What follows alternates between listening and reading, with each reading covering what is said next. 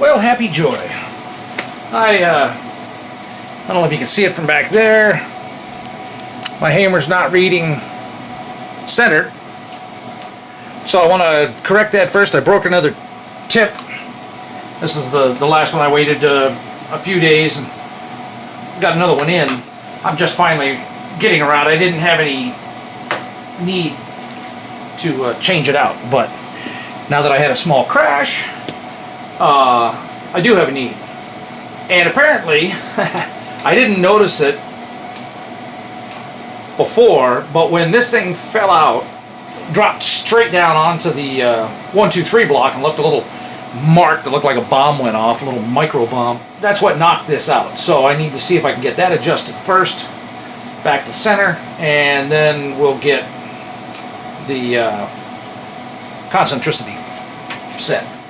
Okay, as you can see, I'm off here on my Haimer, and we're going to see if we can get it back into center here. Now in this particular model, there's 4 adjustment screws right here. Okay, they are smaller. They're 1.5 millimeter. The 4 that are up around the top use the 2 millimeter that comes with the Haimer. Okay, so it's kind of like a 4-jaw chuck. You gotta tighten and loosen, you know, to move it. So what we're going to look at here is I'm going to start on the top right, and if I tighten that, it moves the needle to the right. Okay, I'm going to put that back somewhat loose. Let's go down to the bottom here, right side. If I tighten it, it pulls it to the left. Okay, so let's see, top one here, if I tighten it, it pulls to the right. So the top 2 pull the needle to the right. The bottom 2 pull it to the left. So I'm gonna, it's off to the right a bit there, so I'm gonna use the bottom 2, and I'm gonna snug them up just enough to get the needle past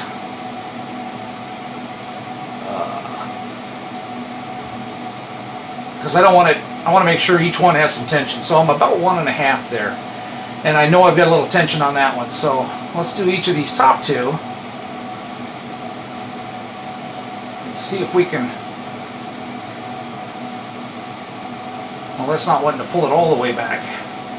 Let's see if how much this one pulls it. Oh yeah, almost a little too much there. Okay, so that's fairly firm. Let's come back to the bottom so it'll pull to the left.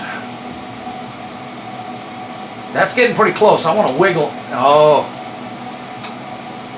I'm not close enough to middle.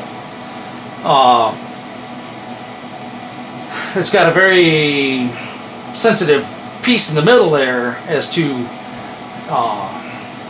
where it catches. So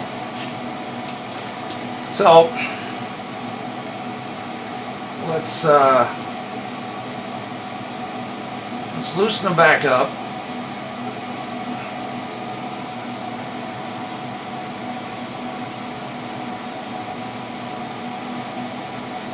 Okay, now we're back to working nice here. Each direction moves the needle, no problem. So let's try this again.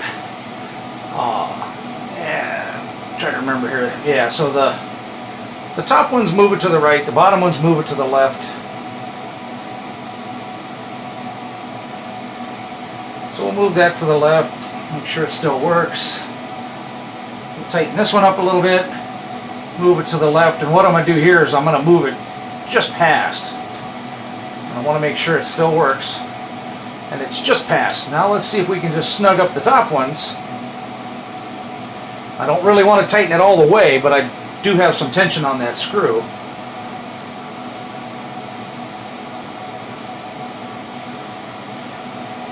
And that's almost not enough tension. So I'm going to go ahead and snug that one back up. Now from where, looking at it, it's right on the money, but let's move it around a little bit. Okay, still working just fine, but it's sitting to the left just a little bit. This one was a hair loose, so let's see if we can just use it to bring it back to the right a little. That's dead nuts right in the middle.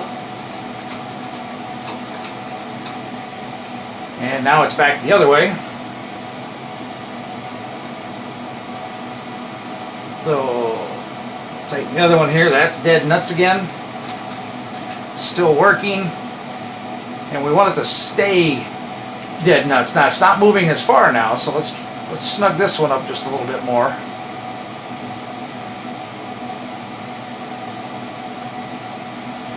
Okay, right in the center of the 0. Still working. But now it's to the right just a little too far, so let's bring it back to the left a little bit more. And now it was getting pretty firm, that's why I'm switching over to this one.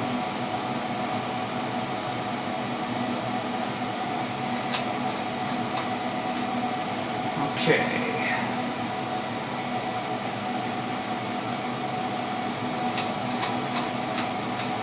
All right, there we go. I just loosened it back up just enough because you know how you tighten it and there's a little load, and then when you move it around it settles in, so it settles too far past. So I tightened it up and then I loosened it just a hair, and then when it's seated, I'm right in the middle now. Okay, parallax error. If I don't have this pointed exactly at you, you're not going to be able to see it, but that looks pretty damn close to me. Okay, now let's tackle the concentricity of the probe tip, which, I mean, before I've spent friggin' hours and hours trying to do this. I shouldn't say hours and hours. I've spent hours and hours doing it, but typically like, you know, half hour, 40 minutes at one time. What I'm going to do is I'm going to turn the spindle on at 200.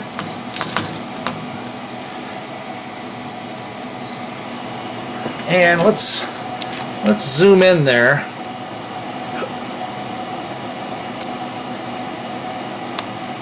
If I can get it to focus on what I want. Come on, there we go. And looking at it, it looks pretty damn concentric. I'll put the meter, I'll put the indicator on it. But that should, that looks like it's really close. Okay, and there may be better ways. I'm just showing you how I'm doing it. I put my indicator up like that, and I try to get it fairly close, up and down. But we're gonna I think I'm gonna point it at the face there, so it'll stay focused a little better. That's a bigger area. So now what I'm going to do is I'm going to run up against here until I get an indication. So let's take X and move it. Oh, there we go, get an indication. Now I am going to move it up and down in Z. Okay, see how it's dropping? I want to raise it up. Oh, I want to catch that peak right there. And that tells me the two balls are tangent. They're at their apexes.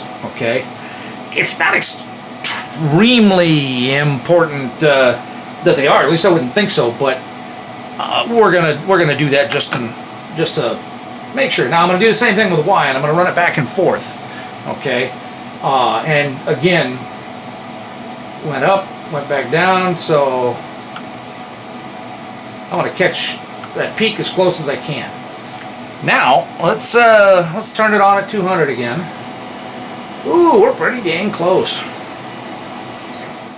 Now the thing is moving these should not move this needle. It should move this one. Okay. So if I loosen that up, tighten it back up, see it's moving the needle down there. It's not doing anything to the top one. So let's just pop these loose for a second, because I have other video recorded. I'm not sure, you know, I may combine it, but since I had to center the face here this time, I'll probably use this video. So what we'll look at here first is, if I tighten this, pulls the needle counterclockwise, okay? If I tighten this one in the back, it pulls the needle counterclockwise. So the right side pulls it counterclockwise. Tighten this one up, tightening it, pulls it the other way, pulls it clockwise.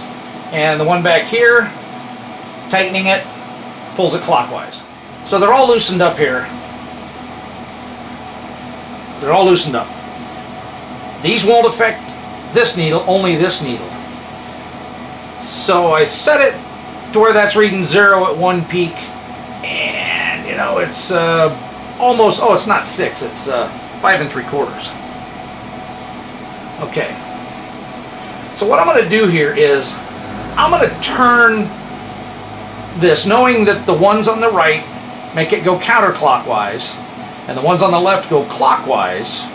Okay, I'm going to turn this so that my two adjustment points are 180 and they're basically in line with the movement of the test indicator. Okay, so this one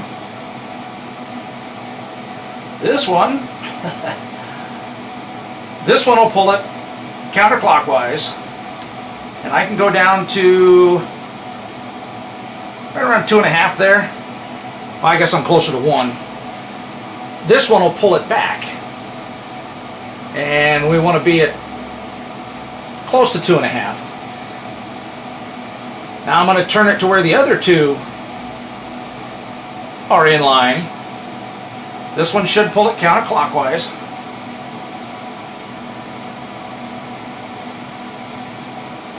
Down about 2. Notice I overshot it. That's so that I can get some tension on this side and get it pulled back up. So 2.5. So let's see how close we are.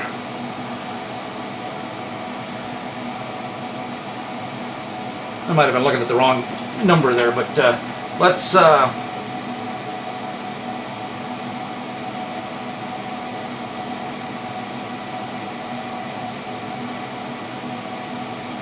okay. So there's a peak. We're looking at 1.5 now. And it's going the other way. Okay, so what I can do is I can turn that until the peak's that way, but then I got to remember that the ones on the left pull it counterclockwise. So it might just be easier for me to say, okay, let's adjust the left side first and pull it clockwise.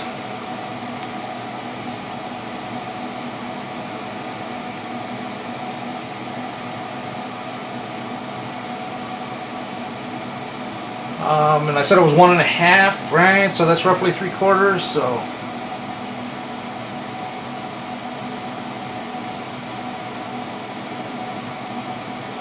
okay, and they're snugged pretty good. I didn't really have the needle move there much, but okay, right there, we're already within 0.5 thousandths. And I did this a bunch the other time. I may throw in some of the repeat video, because I did it repetitiously. I did it multiple times, kind of learning it myself and trying to prove that it was doing what I thought it was doing. And so you take one side and you overshoot by a little bit, and that gives you room to snug these up and pull it back. Okay, so we're within 0.5 thou, and it looks like, well, let's see, what's the swing? The swing is right in the middle there.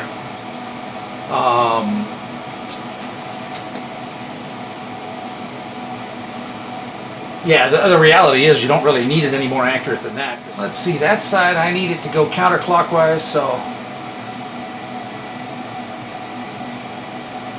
little.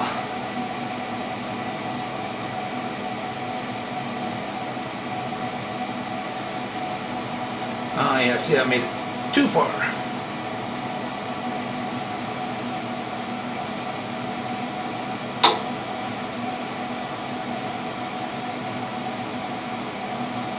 I was pulling on it so hard I threw the reading off.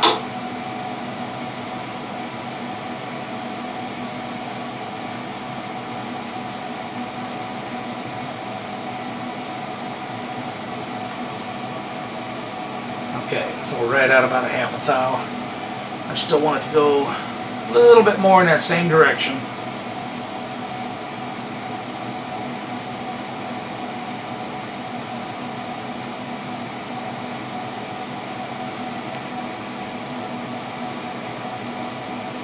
Yeah, I'm going to take that, okay?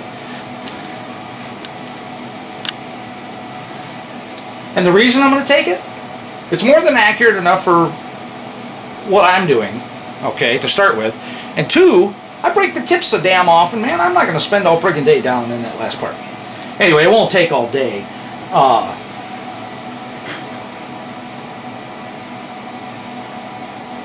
But they're getting too tight on that side, so...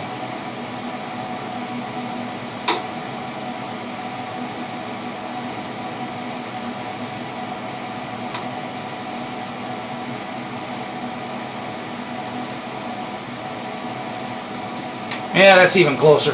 And let's spin the spindle. Yeah, because me moving it, you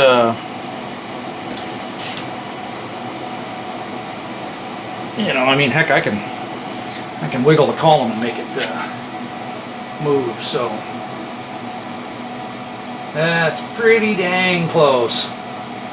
Anyway, hope that helps somebody.